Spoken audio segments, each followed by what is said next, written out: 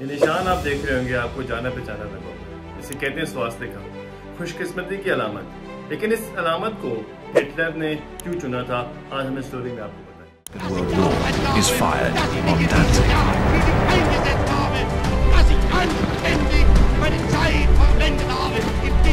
صدیوں سے سواستیکا یا سواستک ہندو، جین اور بدھ مت کے لیے ایک مقدم علامت رہی۔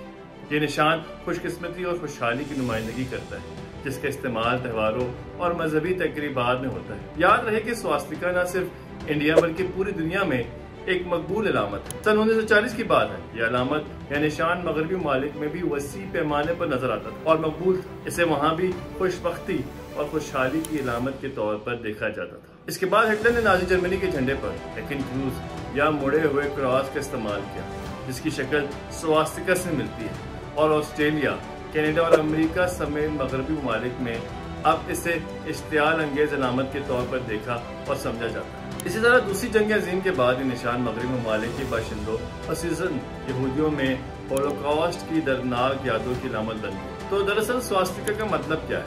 ہندو، جین اور بدھ مت میں مقبول لفظ سواستک دو سنسکرت الفاظ سو اور آستی یا آستی سے ماخوذ ہے۔ سو کا مطلب صحت ہے اور آستی کا مطلب ہے ہونے دو۔ اس کا علامتی نشان 8 دائیں زاویوں کے ساتھ کی ایک شکل، جس میں ایک لکیر درمیان میں ایک افقی لکیر سے ایک دوسرے کو کاٹتی اور ان کے چاروں سروں سے پھیلی ہوئی لکیروں سے ملتی۔ سواستک مناتے وقت اس میں 4 جگہیں چھوڑ دی جاتی ہیں اور ان میں نقطے لگا دیے جاتے ہیں۔ اس علامت کو مقدس کتابوں، دکانوں، گاڑیوں، بچوں کے نام رکھنے اور شادی بیاہ کی تقریبات میں استعمال کیا جاتا ہے، اور ہندو عقیدے کے مطابق بھگوانوں سے فلاح و بہبود کے لیے دعائیں کی جاتی ہیں۔ بہت سے تصورات جیسے 4 سمتیں، 4 موسم، 4 یوگ، 4 صحیفے، زندگی کے 4 مقاصد، اچھائی، دولت، عیش و عشرت، گھر، زندگی کے 4 مراحل، بچپن، ازدواجی زندگی، بزرگی، سنیاسی، اس علامت سے وابستہ ہے۔ The last wisdom of Swastik کے مصنف اجے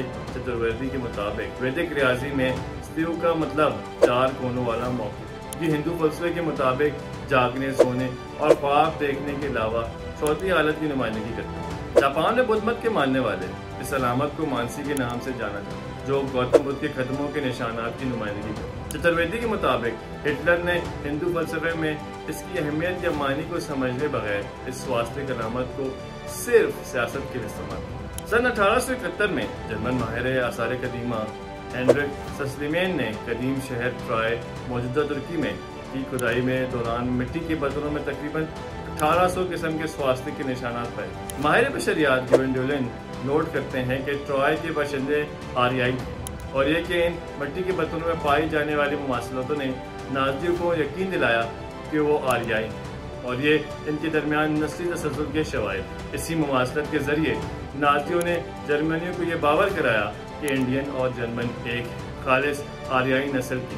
سن 1920 میں جب ایڈولف ہٹلر اپنی نئی پارٹی کے لیے نشان تلاش کر رہے تھے تو انہوں نے ایکن کروز یا دائیں بازو والے سواستک کا استعمال کیا۔ 1933 میں ہٹلر کے پروپیگنڈا کے وزیر جوزف گویبلز نے ایک قانون پاس کیا جس میں سواستک یا سواستیکا کے تجارتی استعمال پر پابندی لگائی۔ جرمنی کے سپریم لیڈر ایڈولف ہٹلر نے اپنی سوانح عمری مین کیمپ کے 7ویں باب میں نازی پرچم کے انتخاب، اس کے رنگوں اور علامتوں کا ذکر کیا۔ ہٹلر کے مطابق نیا جھنڈا تیسری جرمن ریخ کی نمائندگی کرتا ہے۔ نازی پارٹی کا پرچم 1920 کے موسم گرما کے وسط میں متعارف کرایا گیا تھا۔ اس میں سرخ پس منظر پر سفید دائرے کے اندر ایک سیاہ ہیکن کراس نمایاں تھا، جس کا سرخ رنگ سماجی تحریک کی علامت تھا۔ سفید رنگ قومی پرستی کے تصور کی نمائندگی کرتا تھا، جبکہ سواستک آریاؤں کی جدوجہد اور فتح کی علامت۔ From beauty to genocide, the science of the cross میں ڈاکٹر ڈینیل نے لکھا ہے کہ ہٹلر نے اپنا بچپن آسٹریا میں ایک مونٹیسری میں گزارا، جہاں ایسی کئی جگہیں ہیں جہاں سواستک کرنا ہے۔ ان کے خیال میں انہوں نے اپنے بچپن کی یاد کے طور پر اس علامت کا انتخاب کیا ہوگا۔ دوسری جنگ عظیم کے دوران نازیوں نے جھنڈے تلے تقریباً 60 لاکھ افراد کو قتل کیا، جن میں یہودی، معذور افراد، رومی اور سنٹی یا رومانیہ کے لوگ، سیاہ فام، سلاوک، ہم جنس پرست، سوویت اور پولش لوگ شامل ہیں۔ یہی وجہ ہے کہ جرمنی اور نازیوں کے زیر قبضہ یورپ میں ہولوکاسٹ میں مرے والے لاکھوں یہودیوں کے لیے ایکن کراس ایک ایسی علامت کا روپ دھار گیا ہے جو خوفناک یادوں کو تازہ کرتا ہے۔ حالیہ برسوں میں اس علامت کو نیو نازیوں اور بہت سے سفید فام بالادستی کے حامی استعمال کر رہے ہیں۔ یہاں یہ بھی جاننا ضروری ہے کہ سن 1908 میں یوکرین میں ہاتھی دانت پر تراشا ہوا ایک پرندہ دریافت ہوا تھا جس پر سواستک کا نشان کرنا تھا۔ خیال کیا جاتا تھا کہ یہ سواستک کی قدیم ترین شکل۔ کاربن ڈیٹنگ سے پتہ چلتا ہے کہ یہ نمونہ کم از کم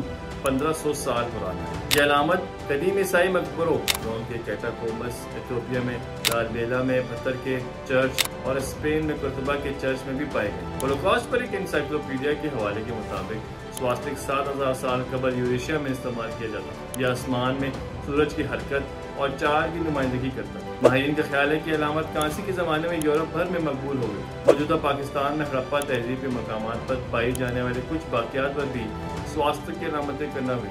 19ویں صدی میں تھامس ولسن نے اپنی کتاب swastika the earliest known symbol and its migration میں لکھا ہے کہ سواستک کی علامت پوری قدیم دنیا میں استعمال ہوتی ہے۔